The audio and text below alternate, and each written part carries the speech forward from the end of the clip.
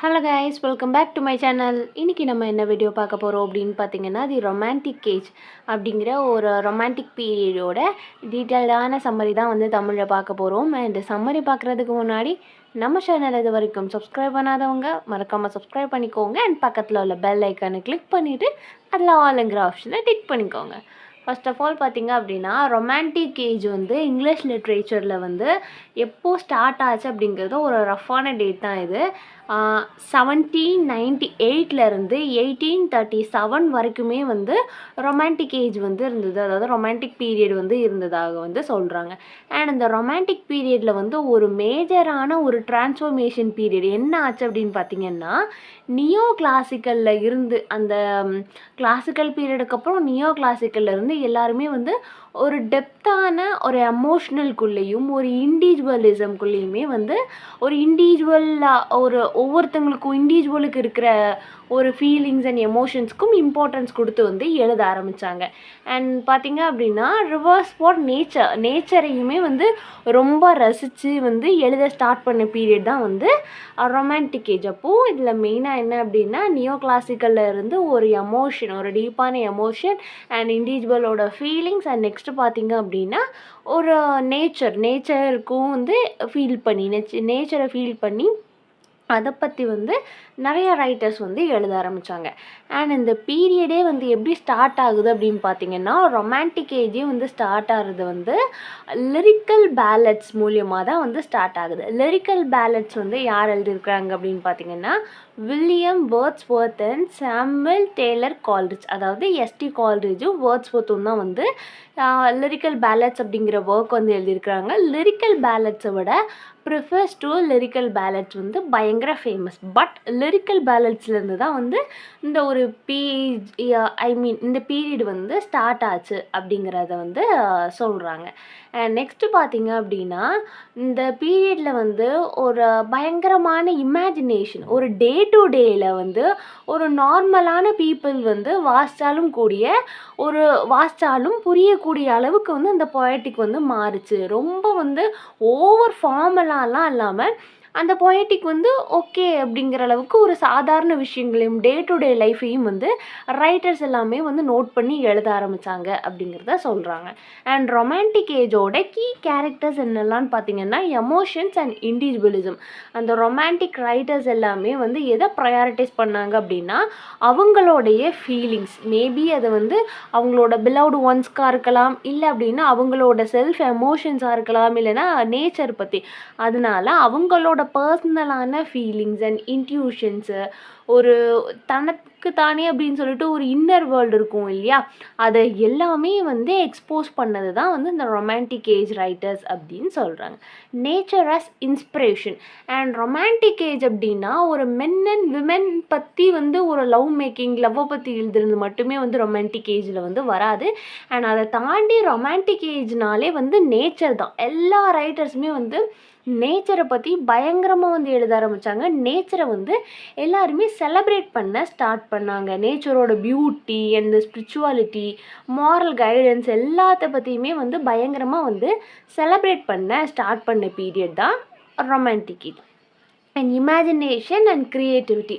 ஒரு ரைட்டரோட இமேஜினேஷனும் க்ரியேட்டிவிட்டியும் ஒரு டிஃப்ரெண்ட்டான வேஸில் எந்தெந்த மாதிரியெல்லாம் வந்து எக்ஸ்போஸ் பண்ண முடியும், ஒரு ரியாலிட்டியை வந்து எப்படி ஒரு ரைட்டிங்ஸ் மூலியமாக கொண்டு வர முடியும் அப்படின்னு சொல்லிட்டு கொண்டு வந்தாங்க. இதில் வந்து நெக்ஸ்ட்டு ரிபெல்லியன் அகெயின் கன்வென்ஷன். ஒரு கன்வென்ஷனுக்கு அகென்ஸ்டாக வந்து ரிபெல்லியஸாக மாறுறாங்க. எப்படி அப்படின்னு பார்த்திங்கன்னா, ரொமான்டிசம் வந்து இந்த ரொமான்டிக் பீரியட் பயங்கரமாக ரிஜெக்ட் பண்ணது எதுன்னு பார்த்திங்கன்னா, நியோ கிளாசிக்கல் ரூல்ஸை வந்து ரிஜெக்ட் பண்ணுச்சு. இப்போ வந்து இப்படி தான் இருக்கணும், ஒரு போம்னா வந்து இத்தனை லைன்ஸ் இருக்கணும், இத்தனை வேர்ட்ஸ் இருக்கணும், கிங்கு குயினை பற்றி மட்டும்தான் வந்து ப்ரைஸ் பண்ணி எழுதணும் அப்படிங்கிறது எல்லாத்தையும் தாண்டி வந்தது தான் வந்து இந்த romantic age. And interest in past and exotic, ஒரு ஃபேஷினேஷனாக ஒரு மிடிவலிசம் மூலியமாக வந்தது. என்னென்னா, நிறைய டிஃப்ரெண்ட் கல்ச்சர்ஸ் அண்ட் ஃப்ளோர்க்ளார்க்கு அந்த காத்திக் லிட்ரேச்சர்லாம் சொல்லுவாங்கள்ல, அந்த ஹிஸ்டாரிக்கல் நேரட்டிவ்ஸ்க்கு எல்லாமே வந்து இதெல்லாம் இந்த ஏஜ் வந்து ஒரு ஃப்ளூவட் போட்டது, ஒரு ஃபியூல்டு கொடுத்தது அப்படின்னு சொல்லிட்டு சொல்கிறாங்க. நெக்ஸ்ட்டு பார்த்திங்க அப்படின்னா, social and political idols. Social and political idols பார்த்தோம் அப்படின்னா நிறைய இன்ஃப்ளூயன்ஸ் ஆனது வந்து இந்த ஃப்ரெஞ்ச் ரெவல்யூஷன்ஸ், அந்த ரைட்டர்ஸ் எல்லாமே மேஜராக லிபர்ட்டி, ஈக்குவலிட்டி, ஹியூமன் ரைட்ஸ் பற்றிலாம் வந்து எழுத ஆரம்பிக்கிறாங்க. அண்ட் இதெல்லாமே வந்து ரைட்டர்ஸை வந்து இன்ஃப்ளூயன்ஸ் பண்ணி இந்த மாதிரிலாம் வந்து டிஃப்ரெண்ட் ஜேர்னல்ஸில் வந்து எழுத ஸ்டார்ட் பண்ணுறாங்க. அண்ட் ரொமான்டிக் ஏஜில் வந்து இருந்த பீக்கில் இருந்த அண்ட் மேஜரான ரைட்டர்ஸ் யார் அப்படின்னு பார்த்தீங்க அப்படின்னா அதை வந்து ரெண்டாக பிரிக்கிறாங்க. ஃபஸ்ட்டு பார்த்தீங்கன்னா ஃபஸ்ட்டு ஜென்ரேஷன் ரொமான்டிக் ரைட்டர்னு வச்சுக்கலாம். First generation writers. ரெண்டாவது பார்த்தீங்க அப்படின்னா second generation romantic writers. First ஜென்ரேஷனில் யாரெல்லாம் வர்றாங்க அப்படின்னு பார்த்தீங்கன்னா வில்லியம் வேர்ட்ஸ்வர்த்தோட லிரிக்கல் பேலட் வந்து நம்மளோட சாமுவல் கால்ரிட்ஜும் வேர்ட்ஸ்வர்த்தும் சேர்ந்து எழுதுனாங்க இல்லையா.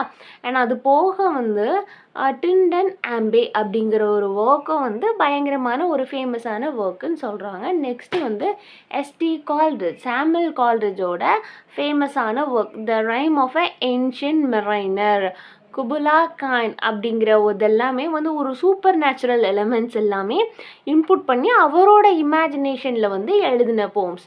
அண்ட் நெக்ஸ்ட் பார்த்தீங்க அப்படின்னா செகண்ட் ஜென்ரேஷன் ரொமான்டிக் ரைட்டர்ஸில் வந்து ஃபஸ்ட்டு வர்றது வந்து லார்ட் பைரனோட ஒர்க் பார்த்தீங்க அப்படின்னா Don Juan and Childe Harold's pilgrimage blended satire passion and heroic individualism. இவரோட ஒர்க்கில் வந்து ஒரு சட்டையராக, பேஷனிக்காக, ஹீரோயிக் இண்டிவிஜுவலிசம் எல்லாமே வச்சு வந்து எழுதுகிறாரு லார்ட் பைரன்.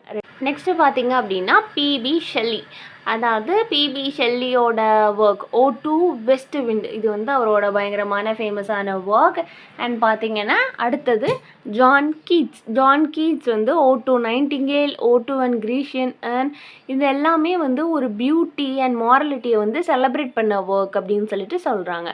அப்போது ஃபஸ்ட் ஜென்ரேஷனில் வந்து William Wordsworth, Samuel Coleridge, next பார்த்தீங்க அப்படின்னா Lord Byron, P B Shelley, John Keats இவங்கெல்லாம் வராங்க. அடுத்தது ப்ரோஸ் அண்ட் நாவலிஸ்ட் பார்த்தீங்கன்னா மேரி ஷெல்லி வந்து ஃப்ராங்கென்ஸ்டைன் அப்படிங்கிற ஒரு நாவல். அது வந்து ஒரு பயங்கர ஃபேமஸான நாவல். ஒரு எப்படின்னா அவங்களே வந்து ஒரு ஃபிக்ஷனல் கேரக்டரை க்ரியேட் பண்ணி இருக்கக்கூடிய ஒரு பயங்கரமான ஃபேமஸான நாவல். அண்ட் மேரி ஷெல்லியோடது அது. சர் வால்டர் ஸ்காட் அப்படிங்கிற ஒரு நாவலிஸ்ட் தான். அவர் வந்து நிறைய ஹிஸ்டாரிக்கல் நாவல்ஸ் எல்லாமே வந்து எழுத ஆரம்பிக்கிறாரு. அண்ட் எஸ்ஏஸ் பார்த்திங்கன்னா வில்லியம் ஹேஸ்லெட்டாக இருக்கலாம், சார்ல்ஸ் லேம், இவங்கெல்லாம் எதற்கு வந்து கான்ட்ரிபியூட் பண்ணுறாங்க அப்படின்னு பார்த்திங்கன்னா இன்ட்ரோஸ்பெக்டிவ் அண்ட் கான்வர்சேஷ்னல் எஸ்ஸேயாக வந்து நிறைய எழுதணும் அப்படின்னு சொல்லிட்டு அதுக்கு வந்து இம்பார்ட்டன்ஸ் கொடுத்து எழுத ஆரம்பிக்கிறாங்க. அண்ட் நாவலிஸ்ட், நம்ம ப்ரோஸ் ரைட்டர்ஸ் அண்ட் எஸ்ஏயிஸ்டையும் வந்து ரொமான்டிக் ஏஜில் வந்து பார்த்தோம். அண்ட் நெக்ஸ்ட்டு பார்த்திங்க அப்படின்னா இந்த ரொமான்டிக் ஏஜ் வந்து ஒரு எதுக்காக இம்பார்ட்டன்ட், இந்த ஹிஸ்ட்ரியில் வந்து ரொமான்டிக் ஏஜ் அப்படிங்கிறது ஹிஸ்ட்ரி ஆஃப் இங்கிலீஷ் லிட்ரேச்சரில் என்ன பண்ணியிருக்கு அப்படின்னு பார்த்திங்கன்னா இண்டஸ்ட்ரியல் ரெவல்யூஷன் வந்தது வந்து இந்த பீரியடில் வருது. அண்ட் கொஞ்சம் கொஞ்சமாக அர்பனைசேஷன் வருது. அண்ட் அந்த சொசைட்டி வந்து கொஞ்சம் கொஞ்சமாக அந்த ப்ரமோட் ஆக ஆரம்பிக்குது. ரூரல் லைஃப் ஸ்டைல், அந்த நேச்சர் எல்லாமே வந்து டேர்ன் ஆகுது. ஃப்ரெஞ்ச் ரெவல்யூஷன் வந்து நடக்குது. எப்போ அப்படின்னு பார்த்தீங்கன்னா 1789 1799 ஃப்ரெஞ்ச் ரெவல்யூஷன் அப்படிங்கிறது ஒரு முக்கியமான ஹிஸ்ட்ரியில் வந்து ஒரு முக்கியமான ப்ளே வந்து ரோல் பண்ணும் ஃப்ரெஞ்ச் ரெவல்யூஷன். அதுவுமே இந்த பீரியடில் நடக்குது. அண்ட் இனிஷியலி வந்து எதை இன்ஸ்பயர் பண்ணுறாங்க அப்படின்னு பார்த்தீங்கன்னா ஃப்ரீடம். அண்ட் அதுக்கப்புறம் லேட்டராக என்னென்னா ஒரு டிசல்யூஷன்மெண்ட்.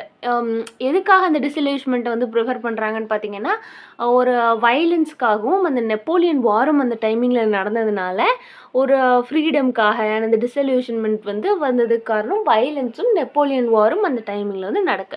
அண்ட் இந்த டென்ஷன்ஸ் எல்லாமே வந்து ஒரு ரொமான்டிசிஸை எதை ஃபோக்கஸ் பண்ணது வைக்குன்னு பார்த்தீங்கன்னா ஒரு பர்சனல் அண்ட் பொலிட்டிக்கல் லிபரேஷனில் வந்து ஃபோக்கஸ் பண்ண வைக்குது. அப்போது இதில் வந்து ஹிஸ்டாரிக்கலாக நடந்தது industrial revolution, urbanisation, French revolution நடக்குது. அண்ட் நெப்போலியன் வாருமே வந்து இந்த டைமிங்கில் நடக்குது. நெக்ஸ்ட்டு பார்த்தீங்க அப்படின்னா, ரொமான்டிக் ஏஜ் வந்து எத வந்து இன்ஃப்ளூயன்ஸ் பண்ணுது அப்படின்னா, ஒரு எமோஷ்னல் அத்தென்சிட்டி அண்ட் ஒரு ஆத்தென்டிக்கான எமோஷன் அண்ட் ஒரு தனி நபரோட, ஒரு இண்டிவிஜுவலோட ஃபீலிங்ஸை வந்து ஃப்ரீயா அவங்க வந்து அவங்களோட ரைட்டிங்ஸில் வந்து வெளிக்கொண்டு வரலாம் அப்படிங்கிற ஒரு ஃப்ரீடம் வந்து ரொமான்டிக் ஏஜில் வந்து இருந்தது. அண்ட் இதோட மேஜரான தீம்ஸ் என்ன அப்படின்னு பார்த்தீங்கன்னா, nature, individualism and sublime remain relevant in modern literature and environmental thought. And nature and individualism வந்து இன்னும் கொஞ்சம் கூட வந்து இம்பார்ட்டண்ட். அண்ட் ரொமான்டிக் ஏஜ் அப்படின்னு எடுத்துக்கிட்டோம்னாலே வந்து நேச்சர் பற்றியும் ஒரு நார்மலான இண்டிவிஜுவலோட ஃபீலிங்ஸையும் வந்து அதிகம் வந்து பேசுவாங்க. அண்ட் இவ்வளோ தான் வந்து ரொமான்டிக் ஏஜோட சம்மரியில் ஏதாவது டவுட் இருந்ததுன்னா மறக்காமல் கீழே கேளுங்க. வேறு ஏதாவது போம் நாவலுக்கு சம்மரி வேணும்னா அதையும் கீழே கேளுங்க. அண்ட் தேங்க்ஸ் ஃபார் வாட்சிங். Subscribe for more videos.